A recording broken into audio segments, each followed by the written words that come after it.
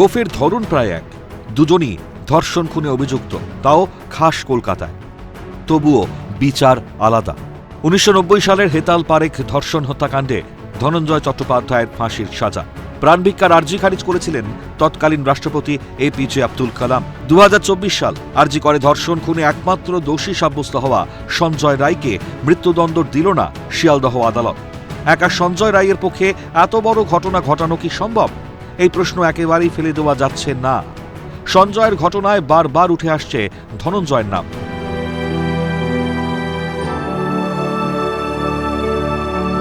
ধনঞ্জয় চট্টোপাধ্যায়ের ফাঁসি হয়েছে। ধর্ষকের মাটি হিসেবে আজও পরিচিতি পায় বাঁকুড়ার ছাতনার কুলডিহি গ্রাম। কিন্তু ধনঞ্জয়কে নির্দোষ মানে তার গ্রাম। সুপ্রিম কোর্টে তো প্রমাণ, সুপ্রিম কোর্টে আছে কত বই হলো, কত কি হলো, নির্দোষ প্রমাণ হয়ে গেল, অথচ ভাইকে ফাঁসি দিল। ধনঞ্জয় আমাদের খুবই ভালো ছিল, মাস্টার ছিল আমাদের। তার জন্য কিসের জন্য মৃত্যুদণ্ড দেওয়া হলো তার একটা সঠিক বিচার তো উঠে হয়ে আজ তো পাইনি আমরা। ধনঞ্জয় চট্টোপাধ্যায় আমাদের কলঙ্ক, আমাদের মাথার উপরে একটা কলঙ্ক চেপে আছে, এটা ধর্ষকের মাটি।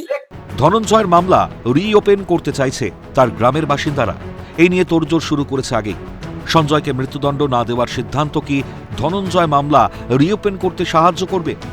ধনঞ্জয়ের মামলা পুনর্বিবেচনা হলে তা নিয়ে আইনি আলোচনা সম্ভব, কিন্তু সশরীরে সেই ব্যক্তিকে ফেরানো সম্ভব নয়, মন্তব্য আইনজীবী মহলে। ধনঞ্জয়ের কেসটাকে রিওপেন করে তার আইনি দিক থেকে আলোচনা করা যেতে পারে, কিন্তু ধনঞ্জয়কে আর কোনোভাবেই বায়োলজিক্যালি ফিরিয়ে আনা সম্ভব নয়। আমি বলবো ধনঞ্জয়ের কেসের ক্ষেত্রে যদি কোনো ভুল হয়ে থাকে, হয়তো সেই জায়গাটাকে রেকটিফাই করে সঞ্জয়ের কেসে অর্ডার পাস করা হয়েছে। যে সমস্ত সংস্থারা বলছে রিওপেন করতে, তাদের কথায় কিছু হবে না। ফ্যামিলি কনসেন্ট ছাড়া কোনো কেস রিওপেন করা যায় না। যে ব্যক্তি হাইকোর্টে এসে সাইন করেছিল তার কনসেন্ট লাগবে। হেতাল পারেখ হত্যা মামলার তদন্তে একাধিক অসঙ্গতি ফুটে উঠেছিল। বহু ক্ষেত্রে বলা হয়েছিল পারিবারিক অনার কিলিং ঢাকতে তড়িঘড়ি ধনঞ্জয় চট্টোপাধ্যায়কে ফাঁসিতে ঝোলানো হয়।